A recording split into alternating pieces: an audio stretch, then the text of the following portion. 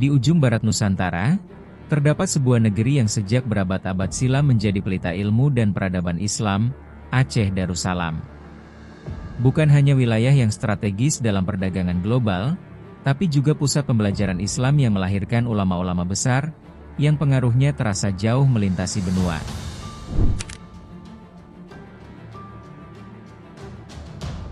Aceh bukan sekadar pintu gerbang Islam masuk ke Nusantara, tapi juga tanah yang menyuburkan pertumbuhan ilmu agama, tasawuf, dan filsafat Islam.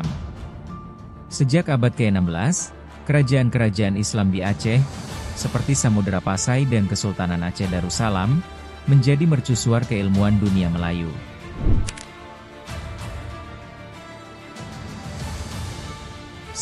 Syamsuddin Al-Sumatrani tahun 1630. Salah satu ulama besar Aceh yang dikenal sebagai Theolog of the Palace pada masa Sultan Iskandar Muda.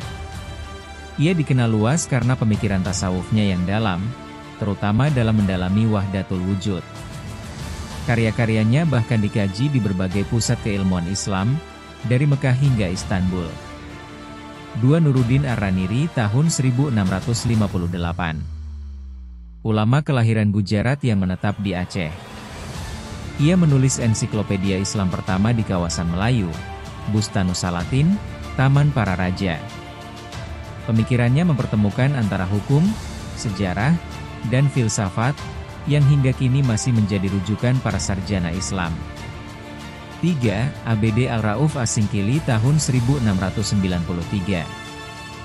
Dikenal juga sebagai Tengku Syah Kuala, ia adalah ulama pertama dari Nusantara yang berguru langsung di Haramain, Mekah dan Madinah, selama hampir 19 tahun.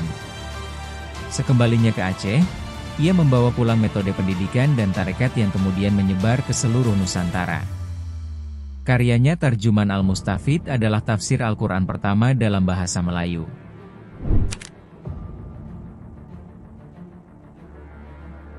Namun, seiring waktu dan perubahan zaman, warisan keilmuan ini seolah terkubur oleh hiruk-pikuk modernitas.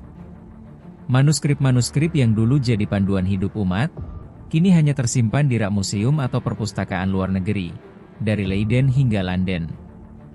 Tapi apakah warisan itu benar-benar hilang?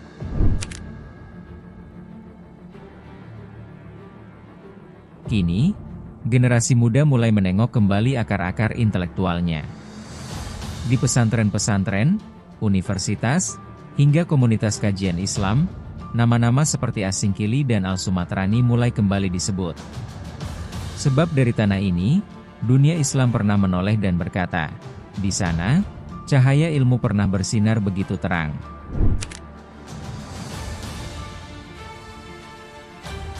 Warisan tersembunyi Aceh bukan sekadar catatan masa lalu.